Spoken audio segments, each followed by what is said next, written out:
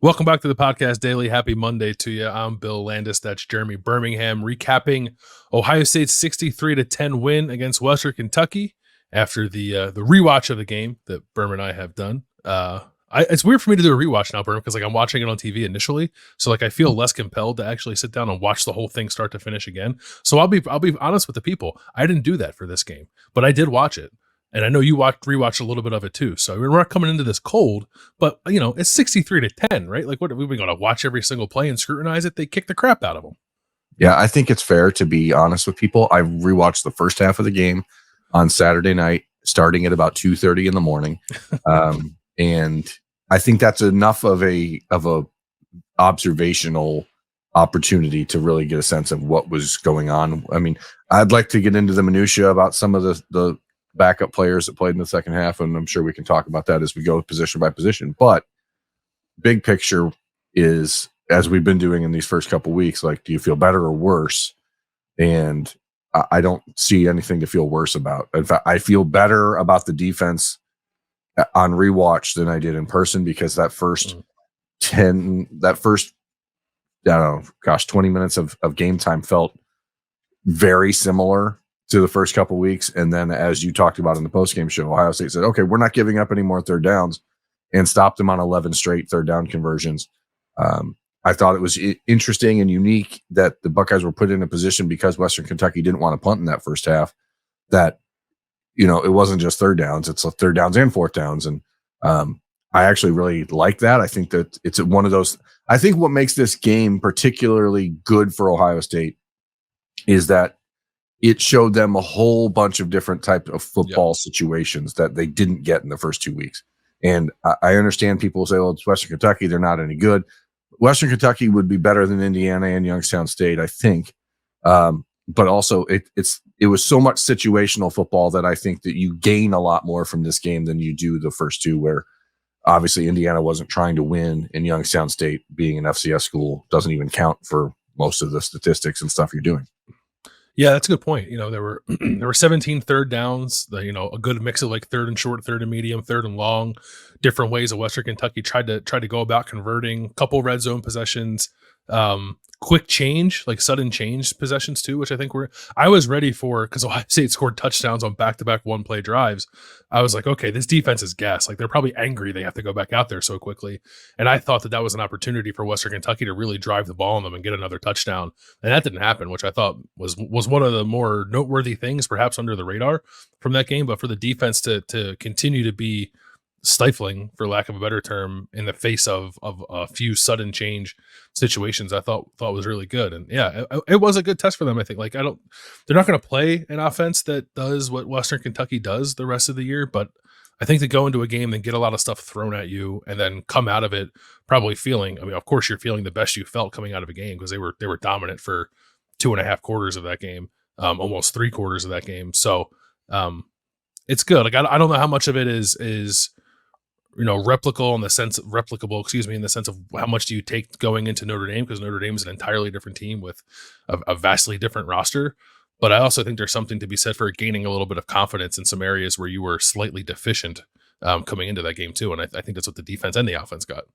Yeah, I mean, again, on rewatch, like I was on field level thinking that the defensive line they were not particularly doing what they needed to do against the run. But as you said on the postgame show, and when you rewatch it, with the way Austin Reed and that offense run, everything is RPO. So you can't be as aggressive on the defensive line to stop the run. And I think that people should know, like Marquise Stepp, the running back for Western Kentucky, that's a player who signed with USC out of high school. Yep. Like, I mean, they have good players on that team. And if you're not in a position where you can pin your ears back and attack, I think that's actually where the Ohio State defensive line stepped up, was once it's 28-10, you can just kind of go after Austin Reed. And that's when the Buckeye defensive line started to really make its presence felt. And so I think that it's just a combination of trying to figure out and feel out the Western Kentucky offense in the beginning portion of the game. And then once you figured it out, then you could really let the dogs loose. And I mean, I think the Buckeyes were dominant for 4 quarters.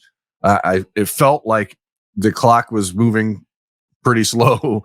You have 2 possessions in the first quarter, but that's because you turned the ball over. So if you do, if the Buckeyes were not going to be stopped on that drive if they didn't turn the ball over. And at that point, they would have scored a touchdown in every first half possession. It would have been 7 for 7. So I think that it's hard to find negatives. So I'm not going to. I think that we can obviously be critical of things and make some analytical observations, but generally speaking, 63-10 against another FBS opponent, I don't care which team it is, it's good. It is good. All right, let's go position by position here, as we did last week. And this can be stuff you liked in the game. It could also be an eye toward next week, like how you feel about that position group going into the Notre Dame game. So let's start with the quarterbacks, and I guess most notably, Kyle McCord. How you feeling? I mean, you have to feel good. If the goal is to get better every single week, he has done that. Again, second half against Indiana was better than the first. First half against Youngstown State was better than the half against Indiana. First half against Western Kentucky was his best yet. It's funny though, because he was 19 of 23 or something like that for the game, and 13 of 15 in the first half. The two incompletions in the first half were both balls where you go, what happened there? Like, why are you like the first drive of the game, 3rd and 5, he sees Julian Fleming wide open and just airmails it. And I think that's just kind of how it goes when you're a young quarterback and you're juiced up and the offense is running with tempo, and all of a sudden you're like, hey, this is fun. Ryan Day's reaction on the sideline, rewatching it on TV, is different than I saw in person.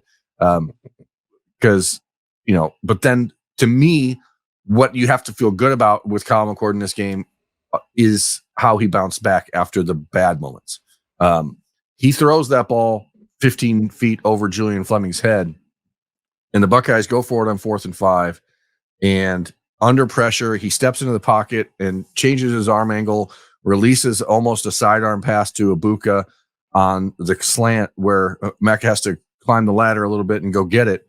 But that's the type of throw where you want to see. If you're an Ohio State quarterback, you have to make that throw. And he did that. And then the Buckeyes score on the next play. After the fumble, which Austin and I argued about on snap judgments on rewatching on TV, I'm glad to say I'm clearly right. It was a man coverage. You just have to take that shot, period. You have to throw the ball to Marvin Harrison there. If it gets intercepted, so what? That's the way I feel about it. Like, you're up 7-0.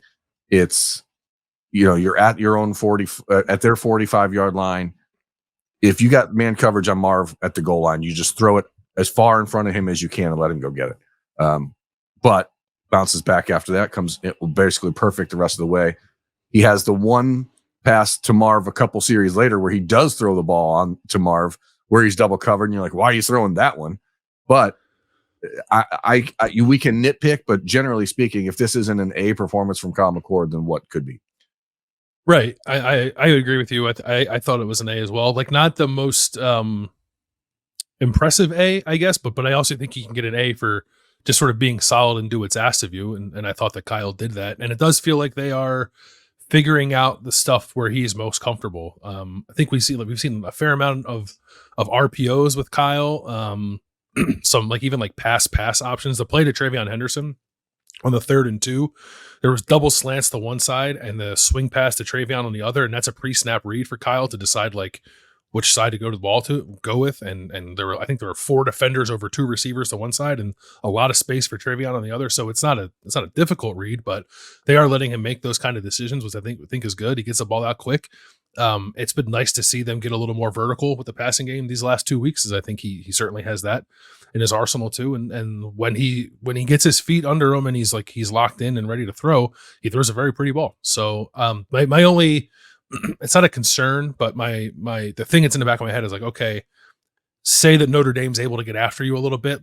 How are you making plays? And maybe that won't be the case, because I actually don't think Notre Dame's defensive line is overly impressive, but they're going to, they get a lot of buzz, but I haven't seen it yet. So yes, Javonte Jean-Baptiste is playing a lot for them, which I think is maybe the best way to describe how good their defensive line may or may not be.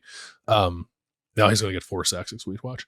But so maybe those playmaking opportunities don't arise for Kyle McCord, but that is it's not the last box I want him to check, because he's only made 3 starts this year, but that is still there for me. But otherwise, he's been very good the last 2 weeks. I also think maybe some of our, like, when you say it's an A, but not an impressive A, I think because we're so used to seeing incredible by CJ Stroud, by Justin Fields, like quarterback play doesn't need to have a higher degree of difficulty to be played well. Yep. And CJ and Justin, CJ, because of his ability to put the ball anywhere he wanted, would make throws sometimes where you would probably advise the quarterback not to throw it, but because he was so accurate with the football, he would do it and get away with it. And you'd be like, oh, wow, what a throw. But like, if you rewatch it from a normal layman's quarterback, mindset, you're like, probably shouldn't have tried that throw, but we did anyway. Justin, because of his athleticism and the things he did, Dwayne, the way he was able to get the ball out of his hands, like Kyle is his own quarterback. And I think he's starting to figure that out. I also think this was a great opportunity for Ryan Day to get Devin Brown reps in the way that I think a backup quarterback should get reps, like the right kind of opportunity to learn. Devin Brown probably threw the prettiest ball of the day, which is great for him. The touchdown to Carnell Tate was a beautiful pass, and in a very small, in a tight window to put that over the defensive back's head. So both guys, I think, did things really, really well. I'm sure Devin would prefer to have that, the interception back, but that's what happens. Sometimes the ball gets tipped at the line. And Kyle, I mean, it's when you can remember every incompletion as like a observer of the game, that's pretty good. And again, I'm interested to see him extend plays a little bit more. I liked, at the final drive of the first half, where Ohio State gets the ball with 28 seconds to go at midfield-ish. He immediately takes a snap and runs for 4 yards and gets out of bounds. And like, that's a smart play. Like what he was looking for wasn't there right away. So he just took the 3 yards, got out of bounds, didn't force a timeout to get used. Like, those are the types of things where I think, okay, that's a guy who's taking a step up. Next play, he hits Stover, then he hits Emeka Ibuka as far as, as wide open as he could be on a little wide receiver wheel route, which doesn't, happen often in the red zone. So I think it was just a really good game by the quarterbacks. And I think that extends to the coaching staff as well, for letting Kyle come out and chuck it around a little bit. And because he has to just grow that confidence. And, Ryan Day said at the Skull session, and he mentioned it earlier in the week, like, this team needed to take the next step, and it starts with the quarterback always. And so definitely feeling better now on the road at night in South Bend. That place is going to be very loud. It's going to be, I don't, this is not the time to talk about Notre Dame, but whatever. People keep talking about this as like in a talent equated game, and it's not. Okay. Ohio State is a much more talented team than Notre Dame, but Notre Dame will be very well coached. They will be very amped up. This game means literally everything to them. And I think that it's going to be hard for Kyle to like stay composed, but that's what he does best. Like, that's his exceptional trait, is his poise. So if that's the case, like, it will be on full display on Saturday. Yeah, Ohio State's favored going into that game too. I wasn't sure that they would be. I thought it'd be really good for them if they weren't, but yeah, it does look like they're a 3-point favorite heading into South because Bend. people know that they're more talented. I mean, It's not like a belief nationally where like, oh, this Notre Dame team is great. I think people understand that they're better, but they still, like, their athletes are not on the Ohio State level. So anyway, we could talk about Notre Dame all week. Yeah, we will. Running back, I thought was fine. I know you shared some thoughts on the Mayan Williams usage and lack of Dallin Hayden usage. We can talk about that in a second, but just I want to mention Travion Henderson continuing to look explosive, and I think that's really good for this offense. Clearly, he's the lead guy, which I have no problem with the way that he's playing now.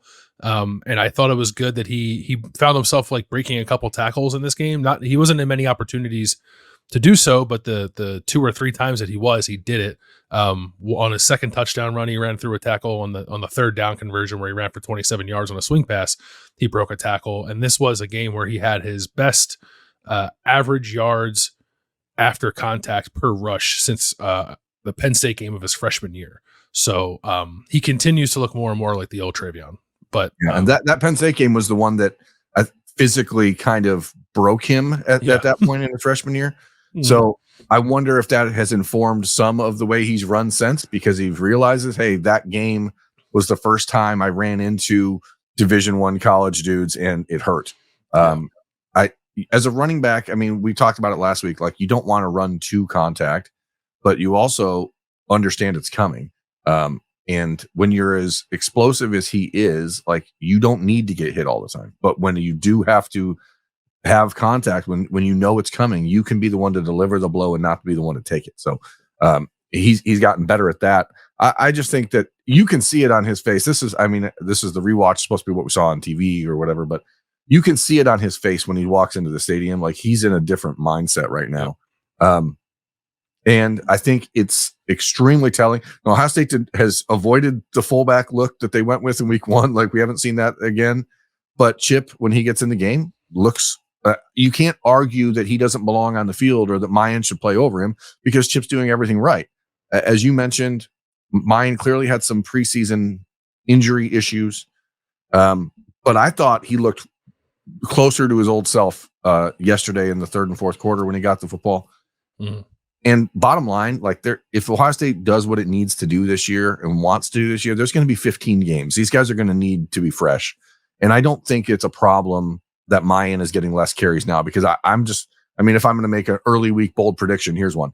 Mayan Williams will have the most carries against Notre Dame of any running back at Ohio State's roster. That's what I think. Because he's a different type. He's that sledgehammer you're going to need in that game. But the Dallin Hayden thing, like, I understand you can't get everyone the football. Ryan Day's talked about it ad nauseum over the last couple of weeks. Like, there's only so many plays, and that's not him complaining about the plays. That's just facts. Like, there's only so many plays on the football field. But when you're in the fourth quarter and it's Evan Pryor getting the couple throw-in reps and not Dallin Hayden, it makes you wonder if Ohio State's attempting to, like, I don't buy the argument, oh, they're trying to redshirt him, because you can play 4 games and still be redshirted. But I don't know if he's having trouble in practice, not holding on to the football. I mean, there's a lot of things I think that could be in play, but something clearly. Dallin Hayden won Ohio State football games last year. He was a guy who won the Ohio State game against Maryland for the Buckeyes. So, like, you know what he can do when the lights are on. He's a great kid, so I don't think there's any sort of concerns about, oh, did he get in trouble? Is he in the dog? Like, there's none of that stuff. So it's an interesting conversation for Tony Alford, and maybe we'll get an answer. I would imagine that at Tuesday's press conference with Ryan Day, he's going to get asked about Dallin Hayden by someone, and hopefully we'll get some idea of what's going on there, because he's not the only guy that didn't play where you're like, oh, that's weird. You're up 63-10 and guys aren't playing. Like, I mean, obviously Cam Martinez didn't play. Like, if this is a game against a pass-happy Western Kentucky and Cam Martinez doesn't play a snap, I think Cam did play. I don't think so. I'm pretty sure he was at. They ran one, like, true dime look on 4th and 10. Oh, he's not listed. I thought I saw him out there, but he's not listed on the PF. Oh, yeah, there he is. He played 3 snaps. Maybe that was it had to be right at the end when I was already working on photos. But yeah.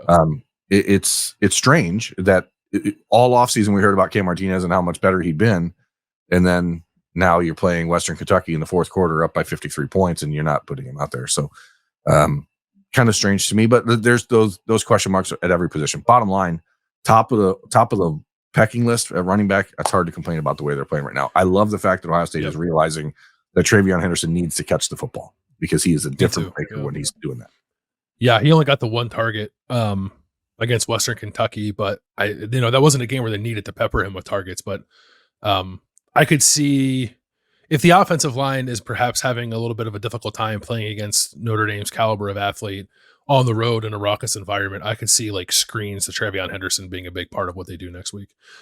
So yeah, I'm with you on the running back room. The top end has been very good. There's some interesting questions personnel wise at the bottom, but that position I think has played well. Receiver, still awesome. So good. Yeah, I mean, so good. I want to make a special point to mention how freaking good Julian Fleming is at blocking on the perimeter. Like, that guy, like, there's a portion of Ohio State fans who are constantly wondering, like, why is Julian on the field? Why put Carnell out there? Put someone else. Let's see the young guys. Maybe, like, number one, Julian catches the football when it's thrown to him. Number 2, he's the best blocking wide receiver on the team, and maybe the best blocking receiver I've seen at Ohio State in 10 years or so. Like, the kid Yep. is really, really good at it. And you have to have dudes like that on your team. I think it's obvious that Ohio State wants to find ways to get into football as a, thank you for doing your job here. Let's throw you the ball around. But Emeka and Marvin are so good that like you have to just force feed them. So no complaints. Awesome for Carnell Tate on to catch. Wasn't just the touchdown catch. He had another really nice catch where he got popped on the sideline on a ball that he had to go up and get.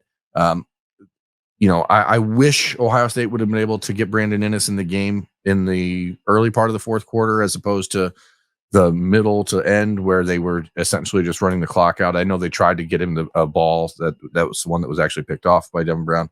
I think you need to find a way to, at that point, and this is the hard part because Jaden Ballard's on the field there in that moment, and like you're trying to balance all these different reps, but like I think the young guys, no coach Antwi, like it's just too many guys. They let Jaden Ballard return a punt. Am I mistaken? Did that happen? He caught one, but he fair caught one. I know that. I don't know that he returned one, but he was definitely back there. They put him back there. Yeah, like that is again the conversation. Like, does Emeka Ibuka really need to be back there? My answer to that is always no. So I don't know. The fact that Jaden Ballard caught the ball, didn't drop it, maybe that means he can get more opportunities to do that. To me, I mean, that's the perfect spot for Innes. That's a perfect spot for Ballard. Like, I think you just need to get these guys a taste of action so that if the situation comes up where they are called on because of an injury or something like that, that they're more ready to go. This is the type of game where that should have happened, in my opinion. Yeah. Julian Fleming, again, I don't take Pro Football Focus grades as gospel, but he was their highest graded run blocker in this game. And I'll add on to that. They need to stop. We're going to talk about tight ends in a second. They need to stop calling plays where Cade Stover is blocking on the perimeter and just let Julian Fleming do it because he's way better at it. Yeah. Let's talk tight ends. Okay. Obviously 90 yards for Stover, 2 times this season already over that threshold. Like he's a huge part of the passing offense when it's going well, but I don't know, man. Something just doesn't seem. He just does not seem to be as interested in blocking as he did a year ago. And it wasn't even just the one on the screen to Xavier Johnson that he completely whiffed on. There was another play in the second quarter where he was like going back across the line of scrimmage to block someone and just a little misdirection, and like he just ran into the offensive lineman and then turned around and went the other way. Like I'm not sure why he doesn't seem to be quite as physically compelled, but it's hard to argue with him as a pass receiver at this point. But G. Scott to me is a better blocking tight end right now than Cade Stover. And if you would have had that on your bingo card preseason, like you'd be a rich man. Yeah, I certainly didn't have it. I have felt that for at least the last 2 weeks. Cade played 40 snaps, G played 24. I didn't tally it up, but it didn't do a ton of 2 tight end sets in this game. Probably the fewest amount they've done through any game this season. They didn't do it a ton last week either. So it's not an even split, but that's an interesting breakdown there with a guy who's like clearly TE1, and then G. Scott plays 16 fewer snaps than him and still plays 24. So I'll see if they want to put G out there more when they know they need the blocking.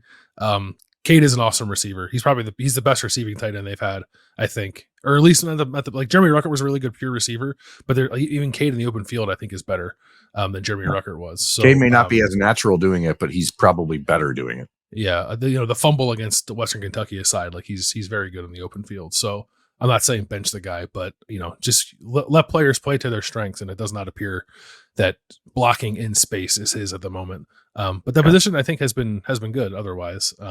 Joe Royer was out there in shorts at the game, so we don't know what's that physical issue. That's unfortunate. When Ohio State was beyond that part, I mean, they had Jelani Thurman out there for a spell, but it was Patrick Gerd, the walk-on tight end, who was playing before Thurman. Before Sam Hart did not play again. So, I mean, it seems pretty clear the tight end room, despite the fact that it's pretty deep, like because of Royer's injury issues, there's really only 2 guys they trust to play. And that's somewhat of a surprise based on how we thought heading into the year, they'd be a lot deeper, but you get Royer back hopefully this week for Notre Dame and give you a little bit more of a, flex option there. Yeah. I'm glad Jelani played. I hope they can keep maybe adding on to that a little bit and get him to the point where maybe he can play like 15 snaps for you or 10 snaps for you a game. I think that'd be good. It's just different. Yeah, he is. Offensive line is the position group that I am still the most uncertain of going into this Notre Dame game. That said, I thought they played a pretty good game against Western Kentucky. They did, but Western Kentucky also only lined up 2 defensive linemen most of the game, and so you don't know what that really means. I liked the fact that they were passionate, they were fired up, they were excited when they did things right. Again, it's just an incomplete grade. I mean, we just don't know. We're not going to know about them. And again, speaking on Notre Dame, I'm not sure, as we said, that Notre Dame's defensive line is as good as maybe people around the country are talking it up to be. I don't think it's an elite group. The Buckeyes won't really get tested in that way, I think, until Penn State. So you're glad you have these games to keep getting better. And the nice thing is that all 5 starters have been out there for every important rep together. There's no injuries. There's no nothing like that. So I think you're getting better, but I don't think you can really give a true assessment of how they played in this game until you play a team that plays, not 2 defensive linemen. Josh Simmons, the penalty issues, they just got to get figured out. I mean, you can't jump off sides. You can't false start inside your own 20-yard line. You can't do things like that. But there were no holds on the offensive linemen in this game. I think the only one that Ohio State had was on Ibuka on the little end around to Marv, but which was whatever. Generally, that's not my bread and butter to dissect what they're doing, but if there's no glaring issue, then it's good. But it's still a work in progress. Yeah, I think that Western Kentucky can be a little difficult to line up because they throw a bunch of different fronts at you and will bring pressure a lot from different places. And I thought the offensive line handled that fine. They were just at such a physical advantage in that game that it's hard for me to make too much of it. But I get like they were also in that position last week and were probably a little bit better at doing what they needed to do this week. So I know we keep talking about it. No, I think people care more about Notre Dame at this point anyway. Yeah. Notre Dame has 6 sacks this year, 4 from defensive linemen. They have tackles for loss. They have 17 tackles for loss. They don't have a defensive lineman with more than 2. So there's not a guy up front there that's like wreaking havoc and somebody got to like circle on your scouting report like an Isaiah Foskey was last year. So they're probably more of a some of the parts kind of group there, but it's still a test. Yeah, Notre Dame's defensive strength I think is the secondary, and we'll see. If Ohio State's offensive line will need to control that game early to set the tone and wear down the front 7 in Notre Dame, but we'll get there. If they do that, I'll be like, okay, I have no more questions about the offensive line. Yeah, I think I'd be there too. Mostly there. They're going to play some pretty good defensive lines after Notre Dame. But speaking of defensive lines, what do you think of Ohio State's? I was again at field level in the first quarter. I was like, oh, this doesn't feel right. Upon rewatching, I think JT Tuimoloau actually played a pretty good game. Pretty impactful. The thing with a quarterback like Austin Reed is that he is extremely smart in getting rid of the ball when he needs. I mean, heck, the one play on their field goal drive that he gets hit by Jack Sawyer throwing the ball back across his body to the little tight end throwback, and like I don't know how the heck that kid made that play, but there was pressure. There just wasn't sacks until the Tyleik Williams sack in the last drive, their final drive of the first half. So overall, pretty good. I don't have an issue with how Jack or JT played. Again, I do think that there is a clear difference, however, in just pressure and hurry type situations when Kenyatta Jackson is on the field. And to me, I think that maybe it's Bill. I just think JT and Jack are the same type of player. And so why not rotate those two with each other and keep Kenyatta and Caden Curry and Mitchell Melton on the other side? You know what I mean? Like, I think that's the best way to get everything you're looking for on the offense or the defensive line. So that's hard for me to understand.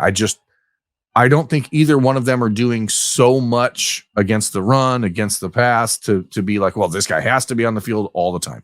I could probably be convinced that JT does because he's so much quicker off the ball, and he's a guy that like he is getting pressures.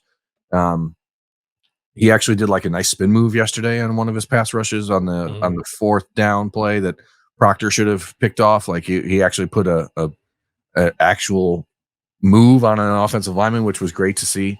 I think he played pretty well. I think Jack Sawyer played pretty well, considering or compared to how he played in the first 2 weeks. So it's fine. It's better. But I think that you can complement those two with Kenyatta Jackson and Caden Curry and Mitchell Melton on the other side and get a better total recipe.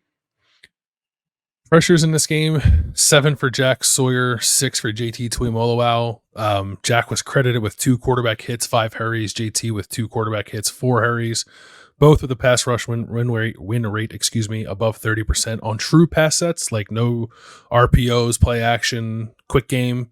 JT's pass rush win that's a hard thing to say. Win rate was 100%. Jack's was 90.9.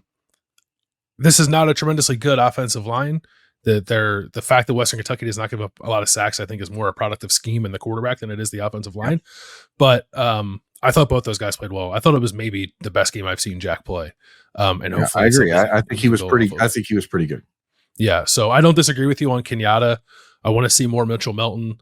I'm wondering if they're just trying to ease him back into things, and maybe this is the week they take that governor off and let him play a little more, because I think he's just twitchier. Him and Kenyatta and Caden Curry, I think, are twitchier than Jack and JT. So if we were ever going to try to unleash that, I think it would be against a quarterback and Sam Hartman, who likes to hold on to the ball, and 2 All-American caliber offensive tackles and Joe Alt and Blake Fisher, who are otherwise going to put up a wall and not let you get near the quarterback. So whatever you have in your bag that allows you to get to the pass rusher, I think you need to use it this week. So I'm curious to see that. I think the tackles are playing well. I thought they had a good game. Like Tyleik Williams, I think, has been maybe the most consistently good player on the defense so far this year. Like if you take up the totality body of work and how everyone's played in every game, I would put Tyleik up there pretty high, I think, with how he's just made an impact on the interior of that defensive line, and the rest of the group I think is playing fine alongside him. Not a huge Mike Hall game against Western Kentucky, but we saw what Mike Hall did against Notre Dame last year, so I think everyone's hoping he can do similar things next Saturday. Yeah, Tyleik Williams has been one of the revelations of the 2023 season so far. That kid has all the talent in the world, and it has never translated to him putting in the work throughout the week. But it's one of those situations where I hate to say it because it sounds so bad for like young people, but young players. But I guess sometimes it doesn't matter what you do during the week as long as you show up on Saturdays and kick ass. So he's done that, and he was as good on Saturday as he's been in his career. 7 tackles. He gets the sack. He, diving into the pile and finding the football for the touchdown. Like those are things I don't think he would have done a year ago. And so whatever has caused that light to come on, and again, we're not seeing practice, so I'm not going to assume he's not doing things right in practice at this point. I would imagine he is, because it's confidence building on confidence for him, and you can see it that he just is much more engaged. It's been, if you have that performance from him, because he's dynamic, then you get Ty Hamilton next to him and you get Michael Hall rotating in next to him. The defensive tackles have been really good and continue to be good. So big test for them this week, because they're going to be needed because of what you just said about Blake Fisher and Joe Alt. Like the defensive tackles are going to be the ones that have to get the pressure on Sam Hartman. That's what Michael Hall did extremely well a year ago against Notre Dame. And so that's going to be a test for the interior line to do that again. But I think they're capable and certainly positioned to do it. Tyleik's played 51 snaps this year. The next closest defensive lineman, Mike Hall, has played 34. So Tyleik is by far outpacing everyone in that position group, and I think he's earned it. Yep. Linebacker play against Western Kentucky, I thought was what we've come to expect, maybe plus a little bit, because I thought that was one of the better Steel Chambers games that we've seen since he moved to that position.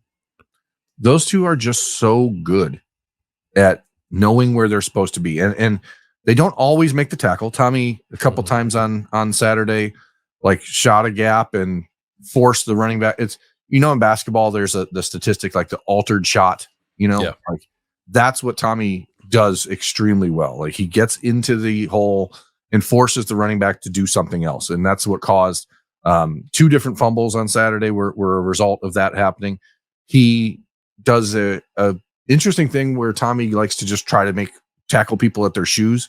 And I don't always love that. But I think that the play of the game, and you talked about it on post-game show, Ryan Day talked about it, the 3rd and 5, where Western Kentucky runs the option for the only time they do it the entire game. And Tommy saw it right away. Was as soon as the formation was set up, he was telling Steele, he was telling everyone to move to that side. Like he knew exactly what was. That's where experience wins. And then for Steele to get off the block, make the play in the backfield, that's just huge. And then again, the next play is the near pick 6 for Josh Proctor. So plus, I mean, Steele Chambers should have had a touchdown. He had an interception. It's just they're really, really good. And I want Cody Simon and CJ Hicks to get more reps. But when those two are playing that well, like I just don't know. I don't know how you justify taking him off the field in important situations. Yeah, it'll be interesting to see how they use that position against Notre Dame, because I think you are going to see a decent amount of 2 tight end stuff from Notre Dame, and obviously you have Sonny Styles. I guess we'll talk about in a minute when we talk safeties, but do you want to use Sonny there? Do you want to use the more experienced Cody Simon there, and like some of the 4-3 stuff they were doing last year? I think it's an interesting discussion for Jim Knowles. But that group's played well. CJ Hicks 11 snaps in this game, which I think is the same number he might have had last week. So at least he's getting in there. I thought he had 15 the week before. Did he have 15 the week before? Yeah, maybe he did. But he's getting in there. We have still not seen 16 last week. Yeah, we have not seen what did Jim Knowles say in the offseason? There will come a point this year where we unleash CJ Hicks. That has not happened yet, but I don't know. Maybe on the road at Notre Dame is the place you do it. I think it's funny. Like, I mean, I love CJ, but like there is a difference in college football and high school football, and your rankings and all that stuff don't matter. Ohio State on their first kickoff of the game after the Buckeyes scored on their opening touchdown, CJ finds the return man and just gets rocked. But I mean, like that's where you're like, man, that's was not expecting that the kick returner for Western Kentucky would be the one delivering that hit, but he absolutely rocked CJ on that play. And I think those are actually good moments, because I think you have to realize like this is college football at a very high level, and no matter who you're playing against, there are athletes on the other side of that field that can make you look bad. And it's a good reminder, I think, for those players who come out of high school with all American accolades and all of the hype, that like you still got to learn how to get ready for college football. Secondary, I guess we'll start with the cornerbacks. What did you think? I think people need to be sending handwritten letters to Tim Walton apologizing for the way he was talked about a year ago. That's what I think. I think that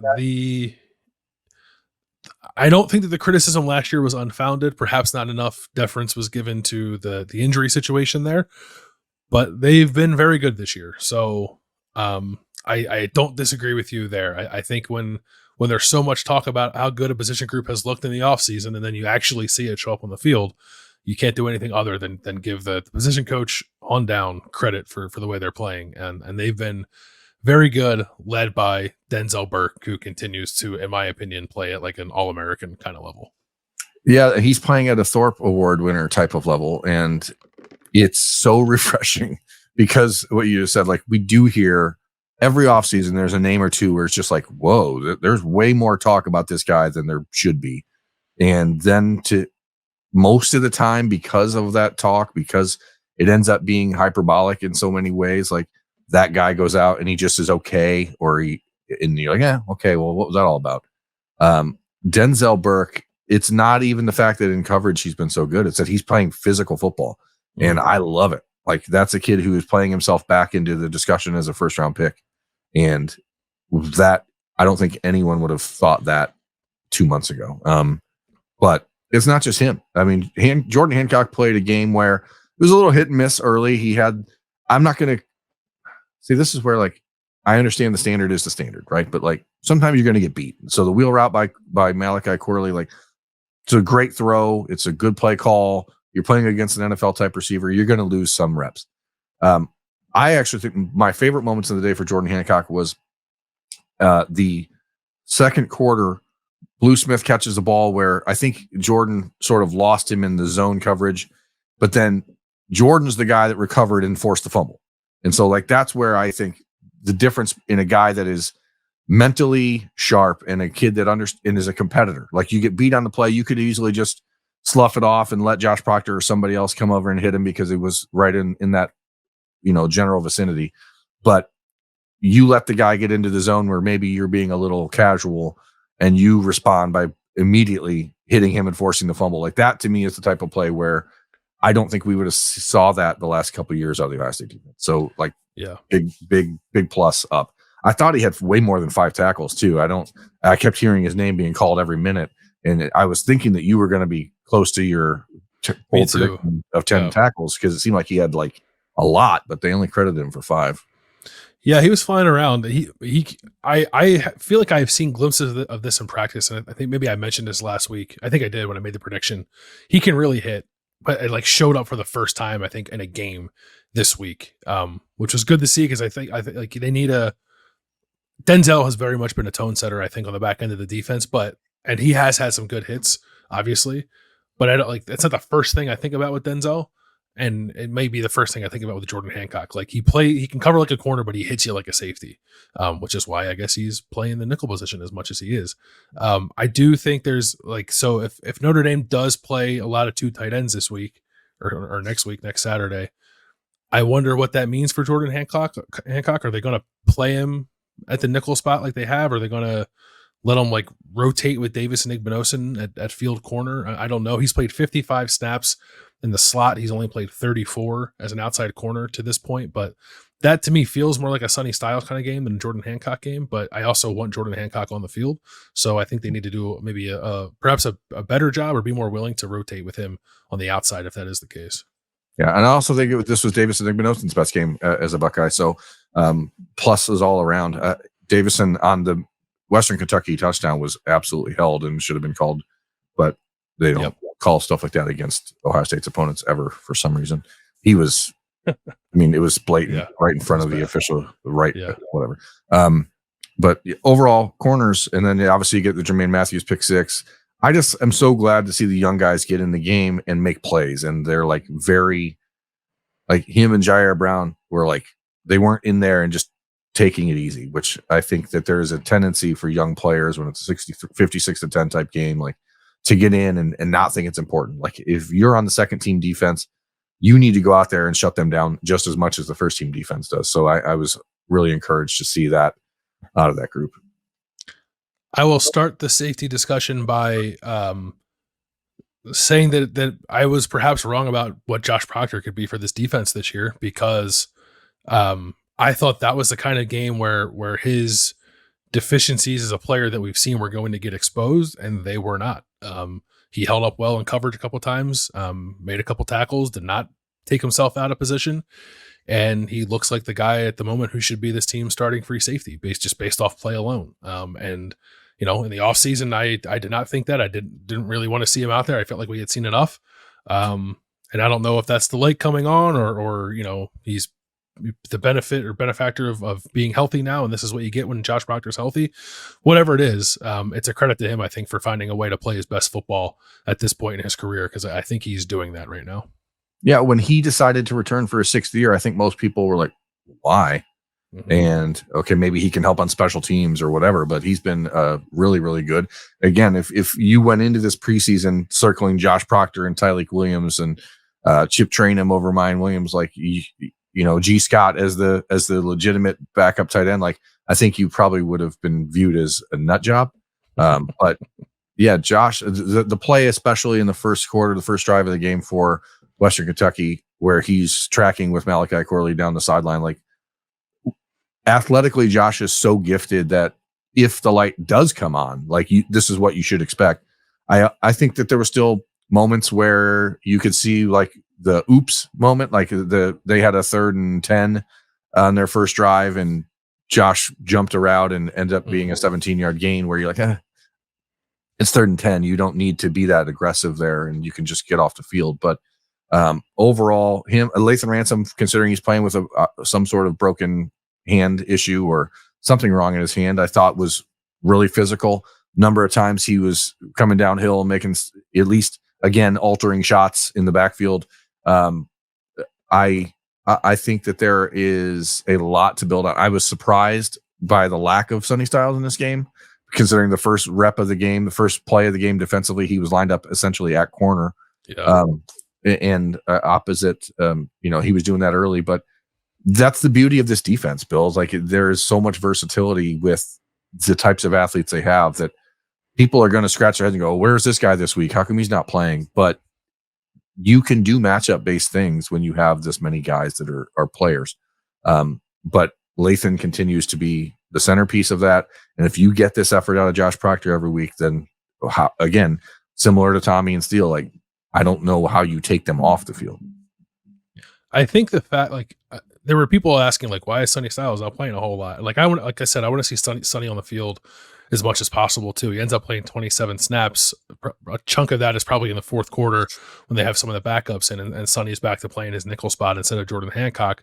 But I think a thing that was to this defense's detriment at times last year is they didn't have that kind of versatility at the nickel position. It was just sort of Tanner McAllister, and if he wasn't out there, then you were kind of screwed. The fact that they have Sonny Styles and Jordan Hancock to throw out a defense, depending on what that offense, depending on what that offensive strength is, I think is a good thing for the defense. It's just, I guess I would ask, like, can you find a way to still get Sonny in the mix when you are playing Jordan?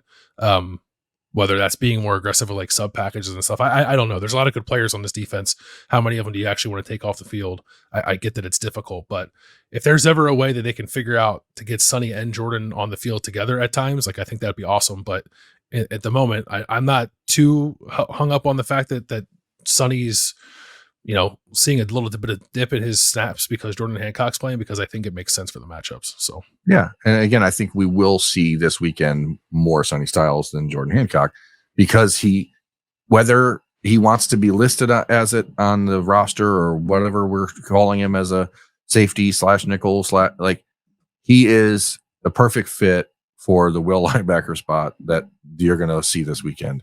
And that's where he's going to be deployed, because he can be that nickel corner, nickel safety, but he can also be a pretty dynamic outside, linebacker, and a guy that maybe you let him get into the backfield and do some pressure with him, because I think that's where you could really throw things for a loop with Notre Dame. If you give him a 7 or 8 yard running head start at Joe Alt or Blake Fisher, I'm going to take Sonny Styles and win those battles most of the time.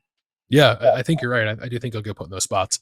A lot more coming, dissecting what Ohio State and Notre Dame could look like. Continuing the rest of the day here on Monday, we have the Rooster Show. We'll have Kings in the North with myself and Doug. It's a big weekend in college football, and a lot of it features, the northern teams we've been talking about. But Ohio State Notre Dame is the top game there. So all week, podcast daily. We'll have Buckeye Q, we'll have Snap Judgments, Kings of Columbus. Like everything we do will be geared toward Ohio State versus Notre Dame. Biggest game of the year so far. We'll see. It could end up being the biggest game of the year by the end of it. We don't know, but I'm looking forward to breaking it down even more. Until then, for Berm, I'm Bill. This has been the Podcast Daily. We'll talk to you later.